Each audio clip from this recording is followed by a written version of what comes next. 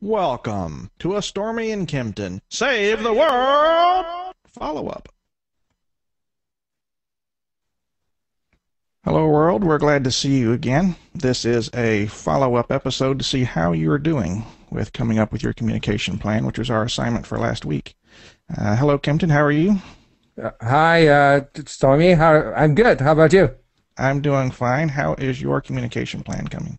I have done exactly nada. How about you, Stormy? Well, I talked with my wife, we came up with our communication plan. And so I'm going to share it with everybody. And if you haven't done yours yet, then this will help you. So you're going to guide us along? All right, yes. Good. Guide me along, too. I just asked my wife a few questions, and we figured out, we decided ahead of time what we would do if something bad happened. The first thing we did is decide who our emergency contacts were. We came up with one who was local in our neighborhood and one who's far away out of state. And we wrote down their phone numbers so that we'd have them.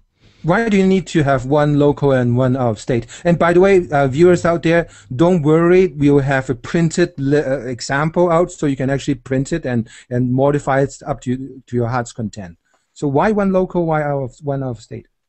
Well, with Katrina, we saw that if you had a local contact, that wasn't good enough because the disaster affected everyone in the area.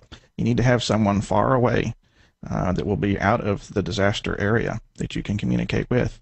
Mm-hmm. And the phones are going to go down most likely in any significant disaster, and you won't be able to communicate with anyone. But eventually, you will. The phones will come back at some point, and right. Then you can communicate to that out-of-state person and say, we are okay. Here's where we are. Has anyone else reported in yet? Yeah, totally. So report in contact. This is a very important point. The phone, when an earthquake or major disaster happened, when people try to call everyone and pick up their phone, the phone system is going to crash. So actually be prepared for that, and then you don't have to worry too much that, oh, how come it's all busy and whatnot. Well, yeah, be prepared. And you also need a local contact because someone out of state can't help when you can't reach your spouse and you're wondering if they're okay and you want someone to go knock on the door and check on them. So it's good to have one local and one far away. The second thing we decided is who does what in an emergency. We decided that if it's safe for her to travel, my wife will try to drive home. She works out of town, so it is a significant distance for her to travel.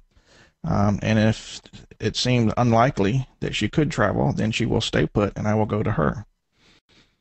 Mm-hmm. And that is predetermined, pre-discussed, right? And that's why yes. You don't actually need to decide that on the fly and when a disaster happened, and that is crucial.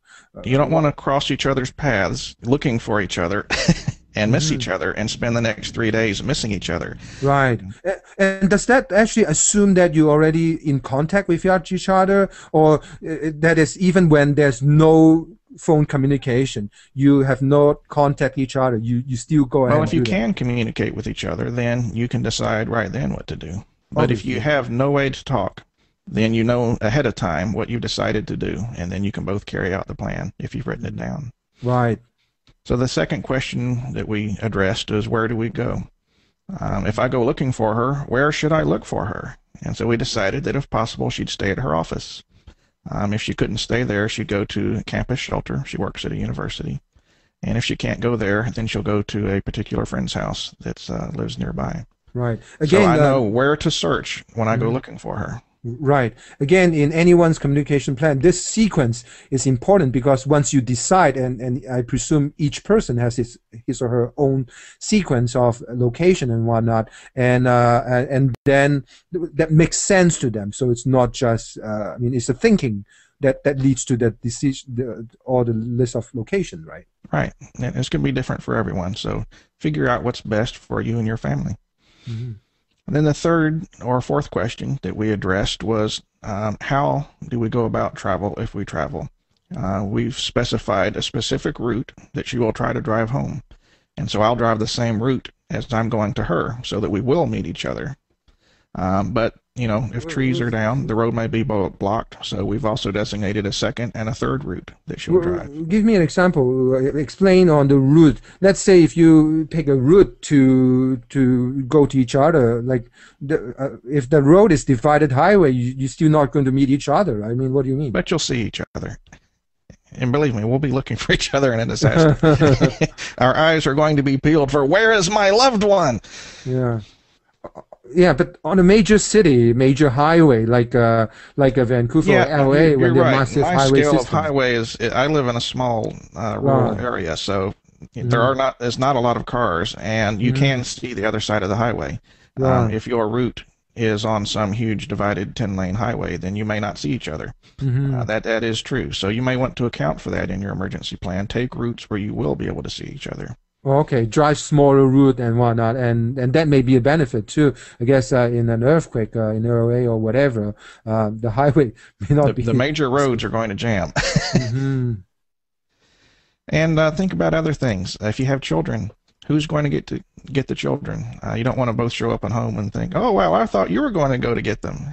Mm-hmm. So you may both go get the child because that's a high priority. Right, and in that case, like double the work, it's fine because you at least have the kid safe. Zero, no one going to pick up the kid is not a good idea.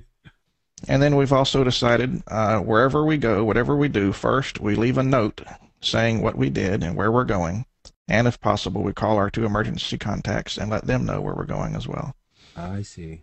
Yeah. So the communication plan, the whole idea is even in a disaster, the family unit or the kids and the grandparents or whatever can know what each other and the thinking, like what are you going to do and ahead of time. Yeah, we don't have to Yeah. run around saying, "Oh, what do I do?" It's written down. Just get it out of your wallet, get it out of your purse, or get it out of your emergency preparedness kit Mhm. and say, "Okay, this is what we decided, so this is what we're going to do." And if Right. everyone knows, then you can meet up again and Mhm. can find out if each other are safe.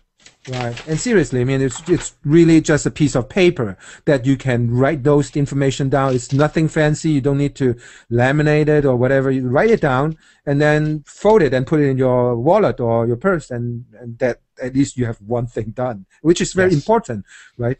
Hmm. We want to keep our families together. Hmm. Well, that's all I have, Kempton. How about you?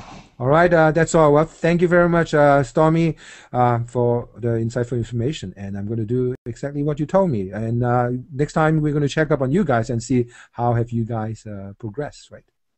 All right. Goodbye. Goodbye.